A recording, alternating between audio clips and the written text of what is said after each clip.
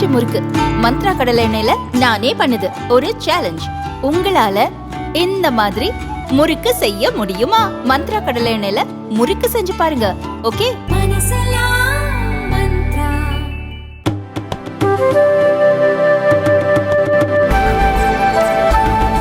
தமிழ்நாடு வனப்பகுதியில் சுற்றுச்சூழலுக்கும் வனவிலங்குகளுக்கும் ஆபத்தை ஏற்படுத்தும் அந்நிய மரங்களை அகற்ற கோரிய வழக்கு 2014 முதல் முடிவுக்கு வராமல் இருக்கிறது.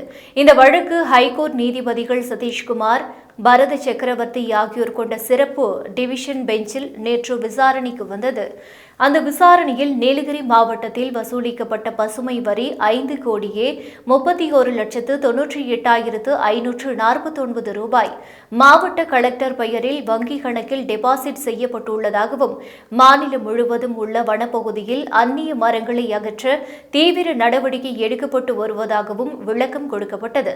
இதையடுத்து நீதிபதிகள் அந்நிய மரங்களை அகற்ற கோரி 2014 ஆண்டு தொடரப்பட்ட இந்த வழக்கு 10 ஆண்டுகளாக எந்த முடிவுக்கும் வராமல் உள்ளது. வனத்துறை அதிகாரிகளும் அந்நிய மரங்களை அகற்றுவது தொடர்பாக சினிமா பட காட்சிகளை விவரிப்பது போல விவரிப்பார்கள். ஆனால் எந்த பணியும் நடந்திருக்காது. ஒன்று ஓய்வு பெற்று விடுவார்கள் அல்லது மாறுதல் பெற்று சென்று விடுவார்கள். நாங்களும் பல்வேறு உத்தரவுகளை பிறப்பித்து சோர்ந்து விட்டோம் என்று கவலை தெரிவித்தனர். இதையடுத்து நீதிமன்றம் இடைக்கால உத்தரவை பிறப்பித்தது. அந்த உத்தரவில் வனத்துறையில் உள்ள அந்நிய மரங்களை அகற்றும் பணியில் TNPL காகித ஆலை ஈடுபட்டு வருகிறது.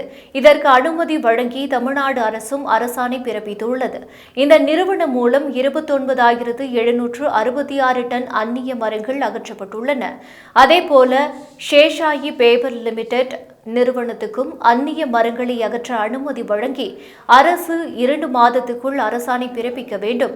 இந்த அந்நிய மரங்களால் வனவிலங்குகள் ஊருக்குள் வருகின்றன. மனித உயிர் பலியாகுகிறது. இந்த மரங்கள் அதிக வேகமாக வளர்வதால் வனப்பகுதியில் சுற்றுச்சூழல் கடுமையாக பாதிக்கப்படுகிறது. இந்த அந்நிய மரங்களை மழைக்காலத்தில் அகற்ற முடியாது. அதனால் அரசு கடமை உணர்ந்து விரைவான நடவடிக்கை எடுக்க வேண்டும்.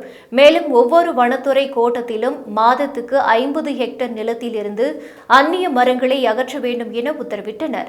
இதையடுத்து வனத்துறை சார்பில் அறிக்கை ஒன்று கொடுக்கப்பட்டது. அந்த அறிக்கையில் 50 ஹெக்டேர் நிலத்தில் அந்நிய மரங்களை அகற்ற ரூபாய் 25 லட்சம் செலவு ஆகும் என்று வனத்துறை தரப்பில் கூறப்பட்டிருந்தது. அதற்கு நீதிமன்றம் தற்போது போதுமான பணம் இல்லாததால் இந்த விவகாரத்துக்குள் செல்ல விரும்பவில்லை.